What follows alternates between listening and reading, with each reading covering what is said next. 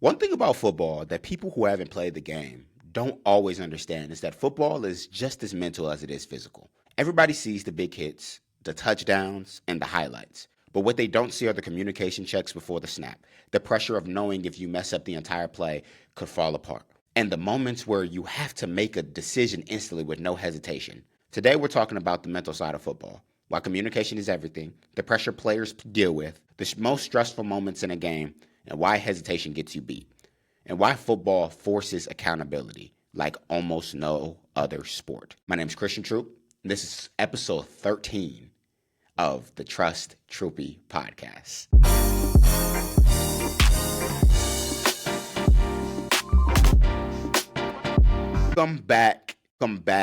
Welcome back. Episode 13, I believe. 13 episodes in. We've been doing this for 13 weeks straight. Is that not crazy? We have been recording this for 13 weeks straight. I just want to thank all of you guys. I'm going to thank all of you guys for continuing to listen. We're slowly growing. Like I said before, we're slowly growing. Whether it's a gradual growth or not, it's slowly growing. We're slowly growing. But like I said, I want to thank all of you guys because we hit a huge milestone on TikTok, on my main TikTok, 100,000 followers. 100,000 followers, 100,000 people follow me. And it's absolutely insane to me. I am in no position to be doing what I'm doing without you guys. For everybody that talks shit about me, everybody that loves me, everybody that comments on every post, everybody that is interacting with every post, thank you to all of you guys, because I truly wouldn't be here without you guys. 100,000 followers is a lot of people. I could sell out a lot of stadiums with just my followers. So I'm beyond grateful, and we're not done yet, though. Road to 1 million on the way. I do have a special video coming out on TikTok. That I'm recording soon, like thanking you guys. You know what I'm saying? Stay tuned for that. It's coming out really soon. But thank you guys for that milestone. But make sure you guys are continuing to follow on all the other platforms. Make sure you guys are subscribing to the YouTube channel.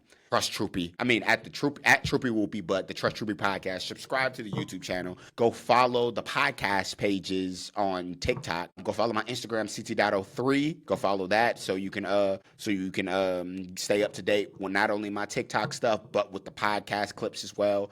Go follow the podcast page at Trust Troupey Podcast to stay up to date with everything. Go follow the podcast themselves on Spotify and Apple Podcasts. Go follow those at the Trust Troupey Podcast. You know what it is. We have to do a little plug-in. We got a great episode for you guys today. The last couple weeks, we've been talking about the mental side of football, and we're going to stick to that. Soon, we're going to get into X's and O's and everything, but I want to still stick to the mental side of football because it's such an underrated part of the game that a lot of people don't talk about, right? So the first segment I want to talk about is communication in football, right? A lot of times, a lot of what fans don't understand is it's so loud in that stadium, you can't hear anything that's going on, but everything is communicated, right?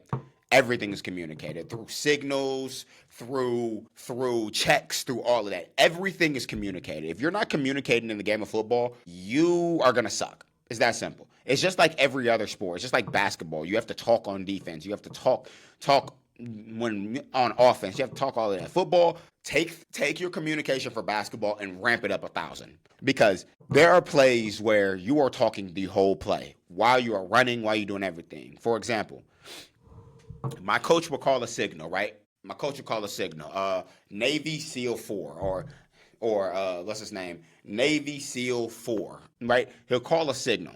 Within that signal, we have to figure out what coverage we're going to run. Within that, we have to figure out the blitz that's coming in. What's the Navy blitz? We have to figure out the stunt that's being pulled on the D-line. We're all talking. So, for example, the linebackers are Friday, we're going to the right. Or lefty, we're going to the left, right? Or we're talking what hole we're talking. We're talking, hey, B-gap, C-gap. Hey, slide over. The DBs are talking even more. Hey, we got two. Hey, read number two. Hey, hi-hat. Cat. We're talking at all times.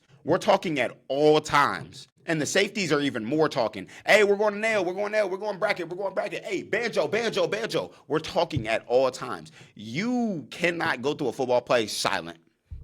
I promise you, if you think you could play football silent and just be aggressive and silent, you're lying through your teeth. You can't play the game of football silent. You can't do it. It's impossible. It's impossible. You are always talking. You are always saying something. You're always trying to get somebody in the right place. And that's what makes football as complex as it can be, right? You're always talking. You're always talking. Offensive line calls us the same way. Offensively, it goes the same way, right? Offensively, we're looking at it from a perspective of a player come in, right? Dragon 47 left, right, hitch wazzle, right? That's a random play, right? Dragon is protection. Dragon means right because there's an R in the name. But also, it means we're sifting. You know what I'm saying? It's a lot of things that go into it. So the O-line gets up to the play. Indiana. Hey, correct. Hey, and we're talking the whole time. The quarterback is signaling. Hey, we got a Mike's 34. Hey, get to the left of me. Hey, we're running banjo scout. And then like everything's going on. The receivers are like, hey, I got chip block on the end. Everything is being communicated. Running back is like, hey, we got free rusher to the outside. Watch left. Coco. We're talking the whole time. And a lot of the times when it's explained to people that don't play football, it's like, whoa, why didn't they? Well, no, this is what they adjusted to before the play. And this is what the quarterback can adjust to. And this is but we're always talking.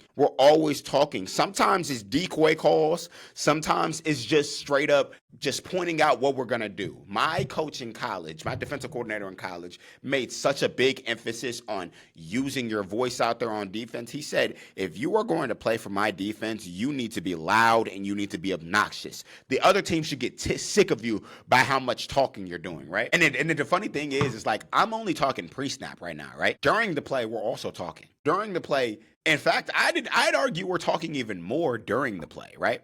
I'd argue that during the play is where most of the yapping comes from. You know what I'm saying? During the play is where, especially as a DB, I'm thinking about it from the corner perspective. So let's just say we're running cover 2, right? Running cover 2, corner has the flat. He's in the flat. He's press. He's sinking. He's yelling out to the outside backer, hey, we got crosser. And then he's sinking. He's telling the safety, hey, you got deep. And the safety at the same time is like, I got deep. Hey, Mike, middle. You know what I'm saying? What our coach used to have us yell is we used to yell out crack blocks, right? So if a receiver was coming to crack block the end or the outside backer or the safety, is crack, and then we have to go off of his ass and then we got to go make the tackle, right? Talking. It's all about talking. You know what I'm saying? It's all about talking. And you talk during the play, you're communicating with the other corner. You're, hey, we're man under. It's signals, it's talking. We're always talking.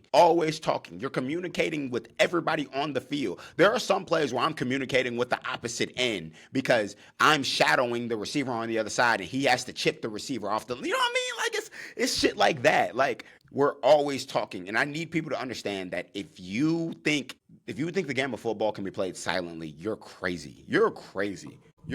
Because football is the only sport that works when everybody's on the same accord, right? Football is the only sport where everybody is on the same accord, right? Everybody. If one player doesn't get the call, the play can break down instantly. If one player did not hear that he is supposed to be in cover 2, the whole play is dead. The whole play is garbage. If that end didn't hear that he's supposed to do a loop blitz with the outside linebacker, yes, it's over with. Football is the only sport to where everybody has to be in accordance for you to not only win the play, not only win the down, not only win the series, to win a game, to win a championship. Everybody has to be in accord. And that is a big part of the reason. We're going to segue straight into the next segment.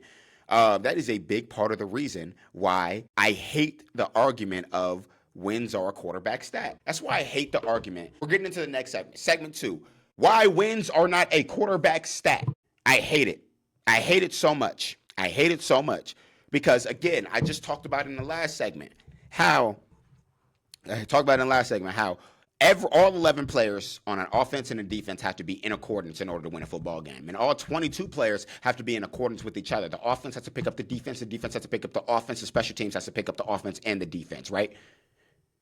All 11 players on each side of the ball have to be in accordance with each other in order to win a football game. So why would we put why would we put the winning category on only the quarterback? Why would we put the winning category on only the quarterback? Especially when the quarterback is literally 1/11th of why we're winning football games, right? Or 1 out of 22 players of why we're winning a football game, right? And really it's 1 out of 33 players because it's 11 on special teams, 11 on offense, and 11 on defense. It's 1 out of 33 players that it takes to win a football game. Why is that? Why is that? Please let me know. Why are we, especially when we start matching up like head to head and stuff, right? Well, Tom Brady won the head to head against Patrick Mahomes, so that makes him a better quarterback. Are they going against the same defense? I didn't think Mahomes was playing safety. I didn't think Tom Brady was out there playing middle linebacker. It's the dumbest thing in the world. Wins are not a quarterback stat. Wins will never be a quarterback stat. In fact, I'll go as far as to say wins are only a fraction of the quarterback is only a fraction to why they win a game. No, it's not the most important position on the field. I think all 11 positions are just as important as each other. Now, there are some positions that you need to be good at. No, whatever. That's a different argument. Wins are not a quarterback stat. And I bring this up because I made a take on my main TikTok page like a week ago, right? A couple days ago, where I said I thought Shedeur Sanders was a better college quarterback than Fernando Mendoza, right? I thought Shedeur Sanders, and I believe this. I truly believe this. And I gave my points and reasoning why. I said, one, I think out of structure, Shedeur Sanders is just a better quarterback. I think he's more accurate. I think he reads the field better. And that's no destruction towards Mendoza because he played an easier offense. It's just that simple. And then I also said that Shedeur was the offense. Shedeur was a big reason why the receivers was getting the ball and everything because the O-line was nowhere to be found. The amount of responses that people came up with regarding winning a national championship and winning a Heisman and all of that, which the Heisman, I got to give it to him because he won the shit, you know what I mean? But winning a national championship is literally the ultimate team accomplishment. You cannot do that without an elite team. There has never been an okay team to win a Heisman. To win a national championship. Let me say this again. There has never been an okay team to win a national championship. There has never been an okay team in a national championship. Every national championship winning team we see was elite that year. We can go through the list too. That's the funny part. We can go through the list. Every national championship winning team that year was elite. Whether it was offensively, whether it was defensively, whether it was both, or whether it was special teams wise. Every national championship winning team that year was elite. It was elite. This year's IU team was elite this year. Ohio State's 2024 team was elite that year. 2023 Michigan's team was elite that year. Both the Georgia squads in 22 and 21, elite. Alabama, elite. LSU, elite. Alabama again, elite. Clemson, elite. You know what I'm saying? These are elite squads every single year. Every team that wins the national championship is an elite. And it's not just one player. They may have had the Heisman winner. They may have had the Biletnikoff winner. They may have had the Thorpe Award winner. But that makes them elite. One player cannot make a team elite.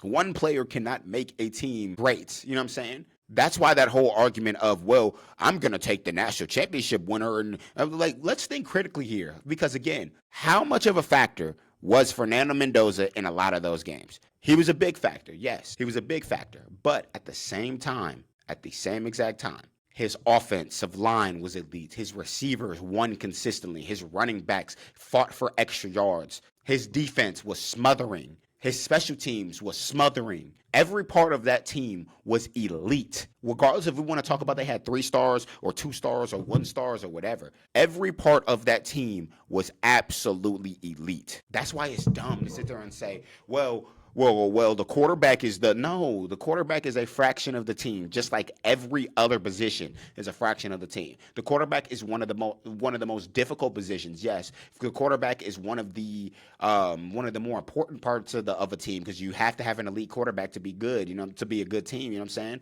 You have to have a solid to good quarterback. You have to have a quarterback that's worth a damn in order to do something, right? And that's not me taking away anything from Fernando Mendoza. But at the same exact time, we can look at Fernando Mendoza's team and take away that he had an elite team around him, that a lot of the mistakes he made was because somebody, I'm not saying he didn't make a lot of mistakes, because his team didn't make a lot of mistakes. His team was disciplined. His team was hard-nosed. His team was tough. His team was physical. His team was, you know what I'm saying? His team got after it. His team got after it. You know what I mean? But at the same time, I can look at everything. I've watched both of them. I've watched both of them enough. You know what I'm saying? Yes, Fernando Mendoza had some great moments. Yes, Fernando Mendoza won a Heisman, and I can never take that away from him. At the same time, us trying to act like Fernando Mendoza was the sole reason for a Heisman. It's not Heisman. Was the sole reason for a national championship is absolutely ridiculous. It's ridiculous. It's ridiculous. That's why I think Shedeur Sanders was better. I think Shedeur Sanders was accurate out of worse situations. I think his O-line was absolutely worse, which forced Shedeur Sanders to have to play hero ball a lot. Yes, that's not a good thing, but at the same time, it's not a knock to him. They threw the ball a shit ton, and he was accurate as hell. I'm pretty sure he broke the record for one of the most accurate quarterbacks in, like, college football history, or Colorado history at least. He was accurate as hell. He had some zip on the ball. He was under pressure. He was at his best. Yes, he took a lot of sacks. That's more of a sentiment towards his O-line. I think Shedeur Sanders was a better college quarterback, and I think it can be argued. Now, is it a runaway race? No. I think Shedeur Sanders edges him out by a couple points, if anything, but I think he was a better college quarterback, and I think Fernando Mendoza, I think he benefited from the year that his team was having. Because Cignetti had them boys in place. That offense was a well-oiled machine. That run game was absolutely lethal, especially late game. Late game, no bullshit. Late game, that IU team was one of the best running teams I've ever seen. Late game is when they put the running backs that O-line and the running backs put the team on their back. Late game, I'm talking 7, 6, 8 yards of carry to ice games. 5, 6, 7 yards of carry to ice games. And this is every touch, too. Every touch. Shout out to Pat Coogan. Every touch, them boys was working. And that was a big part of the reason why that IU team was so good. They were disciplined. They had an identity. They were going to run it down your throat. And then the moment you step up for that run game, we're bombing it over top with that RPO game. We're hitting that deep out cut. We're hitting that in route. We're hitting that quick slant. We're hitting that glance route. We're hitting that post. We're hitting that corner. They were elite at what they ran. Their receivers won, too. They won. You know what I mean? But I think that's more of a sentiment of us talking about. That's more of us talking about how a team game affects everything. You have to be good at the team game in order to be good at the game itself, right? The team game matters before anything. You cannot do anything without your team in football, right? Anything without your team. Let's get into the next segment. The mental pressure of playing football. The things mentally football players are put in, you know what I'm saying? Because I talked about this a couple weeks back about how the mind of a football player will have people looking crazy. The mind of a football player will make us look crazy just because everything that's going through our head at a moment, right? But you never talk about internally how you feel as a football player in big moments, in big games, and all of that. You feel like the pressure is like weighing down on you, right? I felt this tenfold in college. We played a game, Modem Bell Classic, right?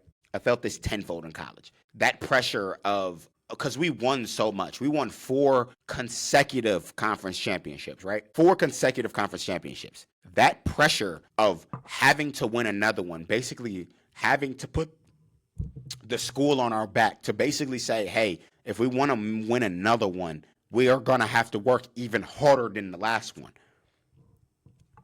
That pressure gets there at some point, right?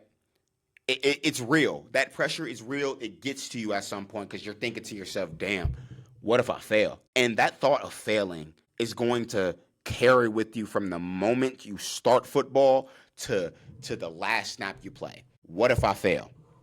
What if I don't succeed in the things that I want to succeed in? What if I let the people down around me?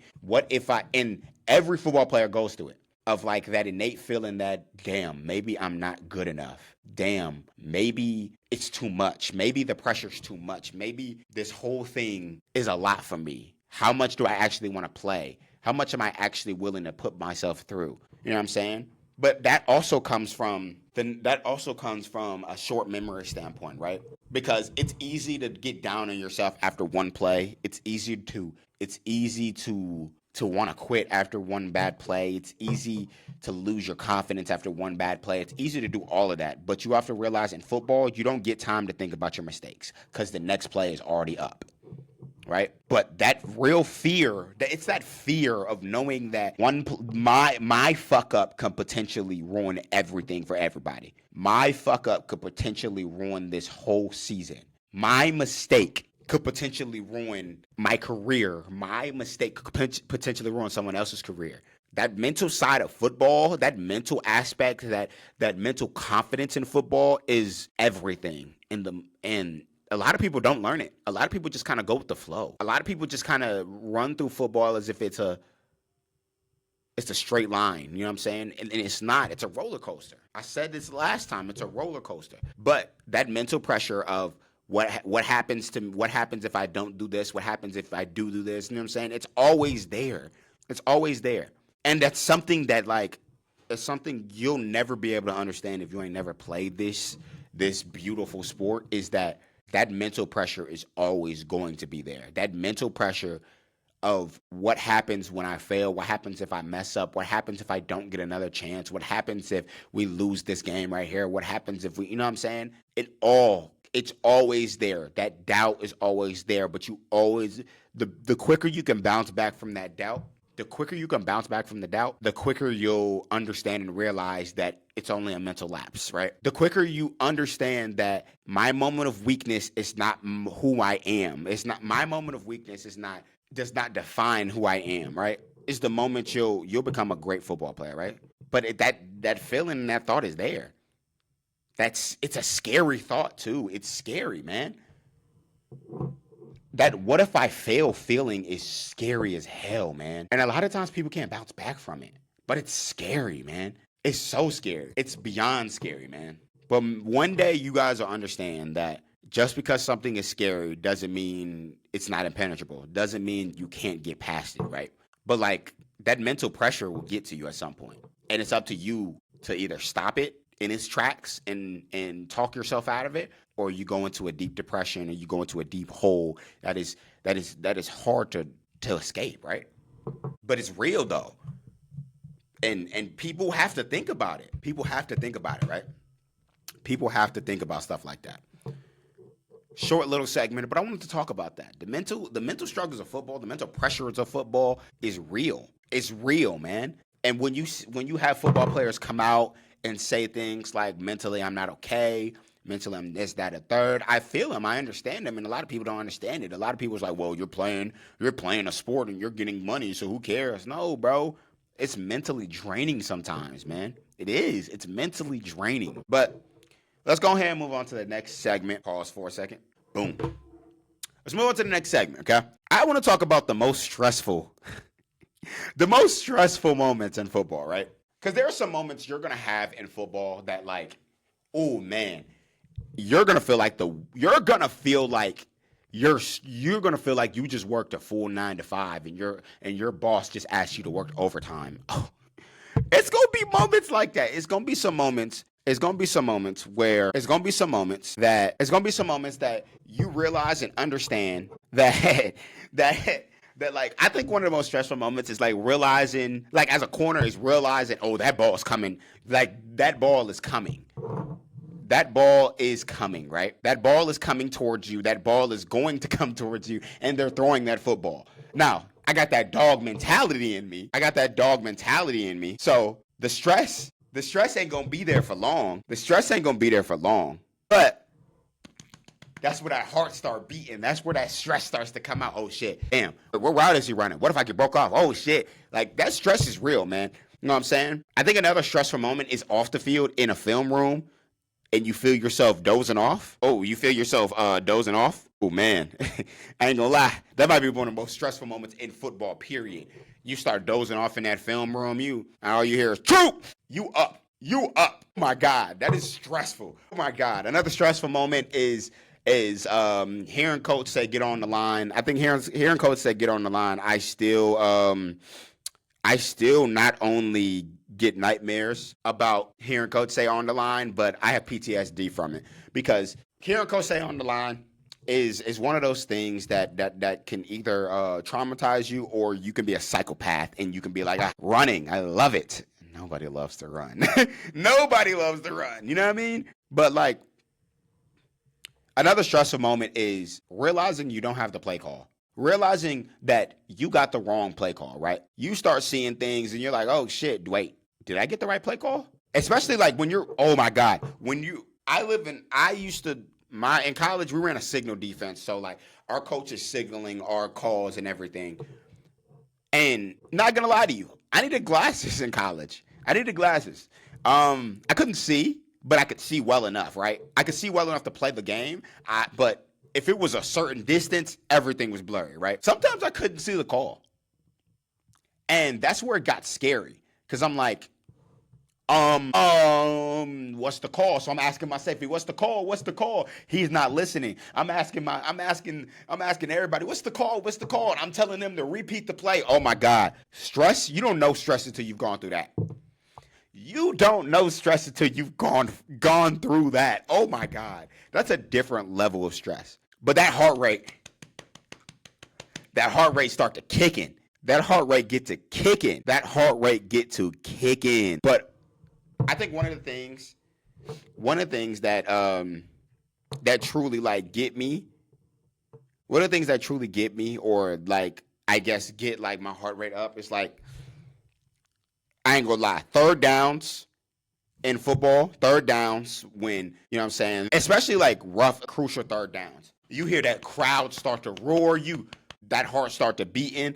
That's when, oh my God, those are the most stressful moments of football. Close game, late in the game, third down, it's time to lock the fuck in. We got to get off the field. We have to get the ball back to the offense. You hear that crowd roaring. You hear that crowd going crazy. You hear their crowd going crazy. You hear everybody around. You hear all of it. You hear every single detail. And that moment is stressful, but you got to lock in. You got to lock in. You got to get it together. Get it together. You got to get it together, bro. Got to get it together, because there will be a moment. There will be a time. There will be a place. There'll be all of that. That not only will things get stressful, but the game will be on the line when it's stressful. The game will be on the line when it gets stressful. I'm trying to tell you. But that's what separates the great players from elite players. You know what I'm saying? When that game is on the line, things get stressful. You start to really question what the hell is going on. How will this play turn out?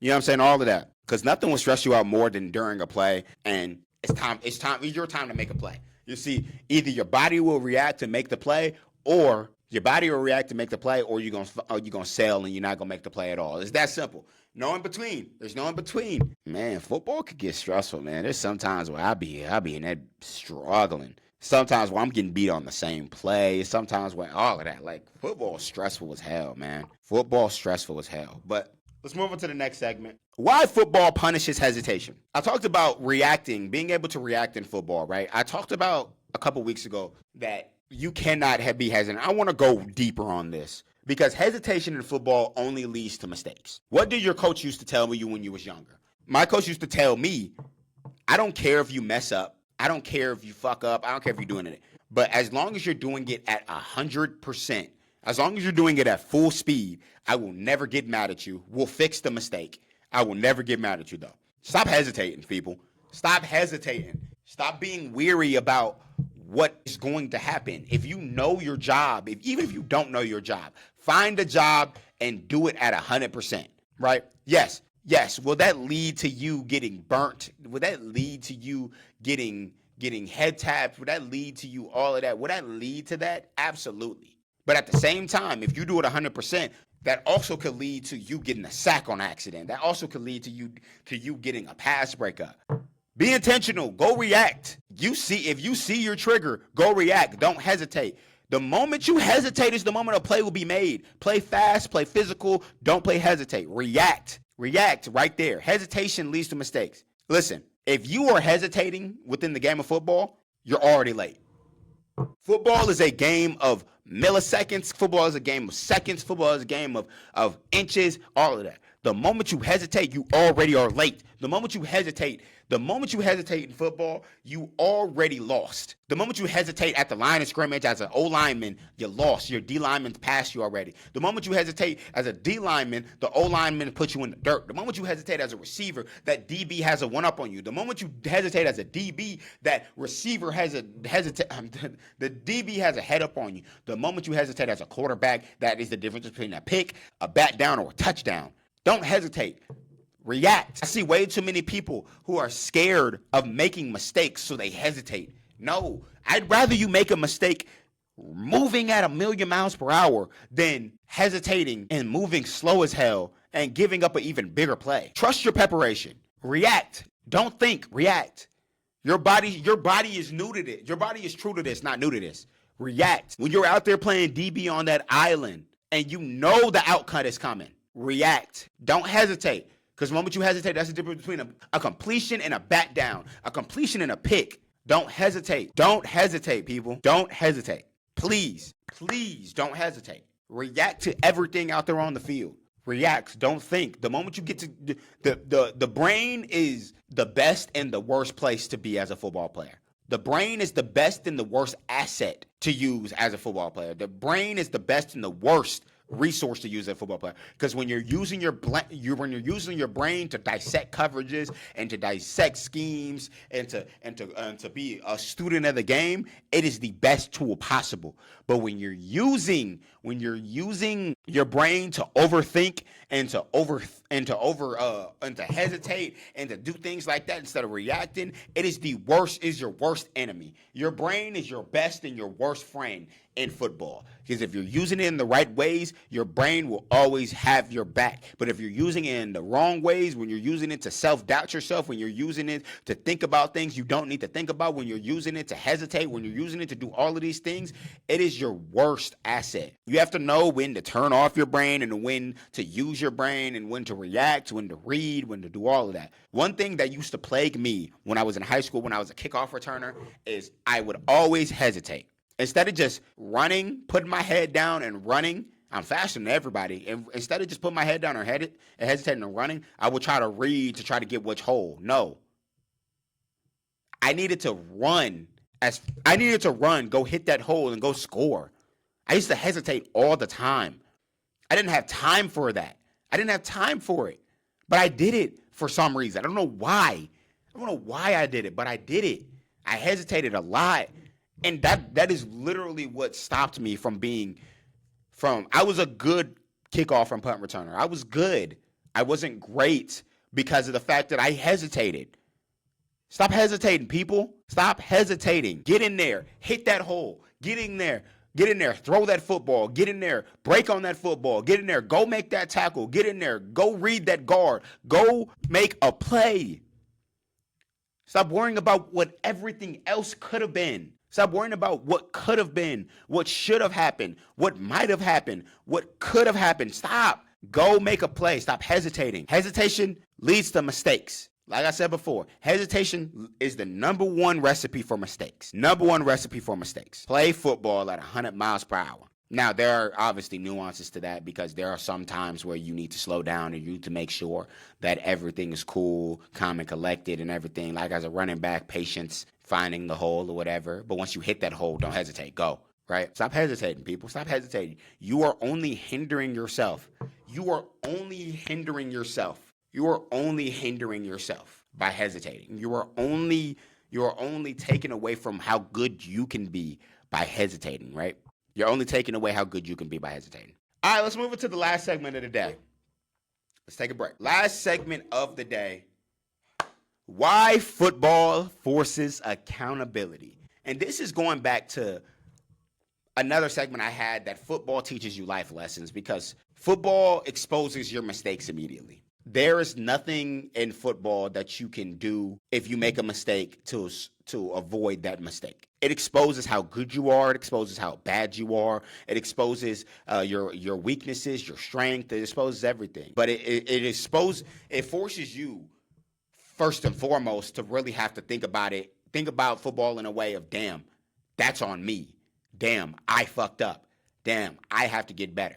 For the team, for me, for our coaches, you know what I'm saying? Football teaches you the innate ability to understand that maybe I'm the problem, right? And in real life, it's the same thing, but there's some people that avoid that accountability, right? Oh shit, I fucked up. Football teaches accountability because there's nowhere to hide. That eye in the sky will never lie. I'm gonna say it again. That eye in the sky will never lie. It will never lie. And if you think it's going to overlook you, you're truly mistaken. That eye in the sky will never lie. It never will lie. It never will lie. I'm telling you, people. I'm telling you. The eye in the sky never lies. If you think that camera's going to skip your play, you lying. But that also tells you, I got things to work on, right? Your missed assignments, right? If you miss an assignment in the play, you know you missed an assignment. It's up to you to fix that. It's up to you to look within yourself to be like, damn, I fucked up on this play. How can I make it better? You blow a coverage. Damn, that's on me. I gave up that touchdown. It's up to me. I got to take accountability for that. A missed tackle, that's you and the other person. That's you and one other person. It's one-on-one. If you can't win on one-on-one matchup, you got to take accountability for that. That's on me. Yep, I messed up there. Penalties. Now, penalties is a little bit different because it's like sometimes it's BS. But at the same time, that flag was thrown. You got to take accountability for it. Damn, yeah, that was on me. Everyone on the field can see and can tell when something goes wrong. You either did your job or you didn't. You either did your job or you didn't do your job. It's that simple. And it's up to you to admit it. It's up to you to look internally and to be like, damn, I fucked up. I didn't do my job here. I let my teammates down. How can I get better now? Football is going to teach you how to be humble real quick. Football is going to teach you how to genuinely take account or take credit for the mistakes. Football is going to teach you that, I promise you, football is going to teach you that accountability is going to take you much further than arguing, than having that ego, than whatever. And this is not the ego y'all be talking about of where y'all hate when people are confident. No, this is going to teach you that football is going to teach you that accountability that makes you sit back and think, damn, maybe I'm not this. Maybe I'm not that. Maybe I'm not what I thought I was. Maybe I need to become that. Maybe I need to, you know what I'm saying? Football teaches you these things. Right? But it's up to you. It's up to you. It's not up to anybody else. It's not up to anybody else to tell you how to do something. It's not up to anybody else to let you know how to do something. It's not up to anybody else to do any of that. Football teaches you accountability. Football teaches you that I made the mistake. I have to get better. I have to do better for my team. I have to do better things for my team. I have to do all of that. Football teaches you all of that. And if you can't understand that, you don't need to be playing the sport. That's simple. Take accountability for what you did wrong. Take accountability for what you did wrong, right? That's the only difference between amazing players and great players. Football teaches you that accountability, and that's one thing that you can't say about certain sports. Unless it's an individual sport. Individual sport, it's all on you. You got to take accountability. With football, it's the ultimate team sport. If you don't take accountability in football, what are we doing? We're going to wrap this episode up today, 45 minutes-ish. You know what I'm saying? Keeping it short to the point. We're in the offseason, you know what I'm saying? NFL draft's coming up. Next week, I'm going to go into a draft preview, maybe a draft depth, some of my favorite players in the draft, whatever. We're slowly growing on every platform. 100K on TikTok. Thank you guys so much. I'm truly grateful for that. It's still surreal that I hit it. Like, when I hit it, it was just like, oh, shit. I didn't know how to feel, you know what I mean? But thank you guys for all the support, all the love, all the hate, all of it. I love it all. Make sure you guys are following on every platform, YouTube at Troupey Whoopie, the podcast page on TikTok at the Trust Troupey Podcast. Make sure you guys are following on Spotify and Apple Podcasts. Go rate it 5 stars at Trust Troupey Podcast on there. Make sure you guys follow my main TikTok page too at Troupey Whoopie. I love you guys, and like I said, you ain't gotta like me, you ain't gotta love me, you can hate me for all I care. All I know is you can trust me. Thank you guys for tuning in. See you guys next week. Peace.